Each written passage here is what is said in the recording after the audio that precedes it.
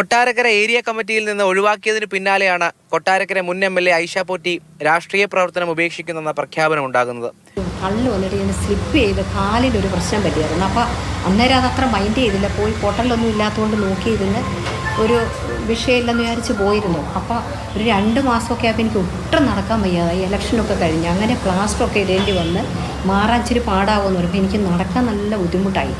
പാർട്ടിയുമായുള്ള ഭിന്നതയാണ് തീരുമാനത്തിന് പിന്നിലെന്ന ആരോപണത്തെ തള്ളുകയാണ് ഐഷ പോറ്റി. ഞാൻ ആരും എന്നെ അവഗണിച്ചെന്നും ഒന്നും പറയത്തില്ല. അതൊക്കെ ജനങ്ങളല്ലേ കാണുന്നത്. 1.5 വർഷമായിട്ട് എനിക്ക് വയ്യാതെ ട്രീറ്റ്മെൻറ്റാണ്. അപ്പോൾ ഒരു ഷോ കാണിക്കാൻ വേണ്ടി എനിക്ക് ഒരിടത്തേക്ക് പോകാൻ ഇഷ്ടമല്ല. ഉള്ളത് സ്വതന്ത്രമായിട്ട് സത്യസന്ധമായിട്ട് പോകണം. അതിന് വേറെ ഒരു മുഖമില്ല. കൊട്ടാരക്കരയിൽ ഇടതുപക്ഷ രാഷ്ട്രീയത്തിന് അവിസ്മരണീയ വിജയവും വിലാസവും നൽകിയ നേതാക്കളിൽ ഒരാളാണ് രാഷ്ട്രീയ പ്രവർത്തനം അവസാനിപ്പിക്കുന്നത്. 2006 കൊട്ടാരക്കര നിയമസഭാ മണ്ഡലം മുൻ മന്ത്രി R. ബാലകൃഷ്ണ പിള്ളയിൽ നിന്നും തിരിച്ചുപിടിക്കുമ്പോഴാണ് കേരളം ഐഷ പോറ്റി എന്ന പേര് ചർച്ച ചെയ്തത്. 2000 കൊട്ടാരക്കര ജില്ലാ പഞ്ചായത്ത് പ്രസിഡന്റ് എന്ന നിലയിൽ നടത്തിയ ജനക്ഷേമ പ്രവർത്തനങ്ങളാണ് ബാലകൃഷ്ണ പിള്ളയ്ക്കെതിരെ ഐഷ പോറ്റിയെ പരീക്ഷിക്കാൻ പാർട്ടിയെ പ്രേരിപ്പിച്ചത്.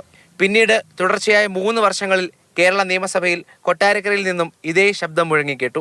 2006 നിയമസഭയിലെ സത്യപ്രതിജ്ഞാവേളയിൽ ദൈവനാമത്തിൽ സത്യപ്രതിജ്ഞ ചെയ്തതിന് ഐഷ പോറ്റിയോട് പാർട്ടി വിശദീകരണം തേടിയത് ഏറെ ചർച്ചയായിരുന്നു. 2016 കൊട്ടാരക്കര നിയമസഭാ മണ്ഡലത്തിന്റെ ചരിത്രത്തിലെ ഏറ്റവും ഉയർന്ന ഭൂരിപക്ഷം നേടി ഐഷ പോറ്റി വിജയിച്ചു. 2023 MV ഗോവിന്ദൻ മാഷ് നയിച്ച ജനകീയ പ്രതിരോധ ജാഥ മുതൽ ഐഷ പോറ്റി പാർട്ടിയിൽ സജീവമായിരുന്നില്ല. ആരോഗ്യ പ്രശ്നങ്ങൾ ചൂണ്ടിക്കാട്ടിയാണ് അന്നു മുതൽ പാർട്ടിയിൽ നിന്നും അവധിയെടുത്തത്. ഒടുവിൽ കൊട്ടാരക്കര ഏരിയ സമ്മേളനത്തിന് ശേഷമാണ് രാഷ്ട്രീയ പ്രവർത്തനം ഉപേക്ഷിക്കുന്നതായി ഐഷ പോറ്റി പ്രഖ്യാപിക്കുന്നത്. കൊട്ടാരക്കരയിലെ പ്രത്യക്ഷ വികസനത്തിന്റെ അടയാളമായി പാർട്ടി ഉയർത്തിക്കാട്ടിയ നേതാവാണ് ഇത്തരത്തിൽ രാഷ്ട്രീയം അവസാനിപ്പിക്കുന്നത്. സംസ്ഥാന തലത്തിൽ ഐഷ പോറ്റിയുടെ സാന്നിധ്യം ഉണ്ടാകണമെന്ന് പാർട്ടി ആഗ്രഹിച്ച ഘട്ടത്തിൽ ഇത്തരമൊരു പിന്മാറ്റം ഉണ്ടാകുന്നത് ആരോപണ പ്രത്യാരോപണങ്ങൾക്ക് കാരണമാകും. രാഹുൽ ജി നാഥ്, മാതൃഭൂമി ന്യൂസ്, കൊല്ലം.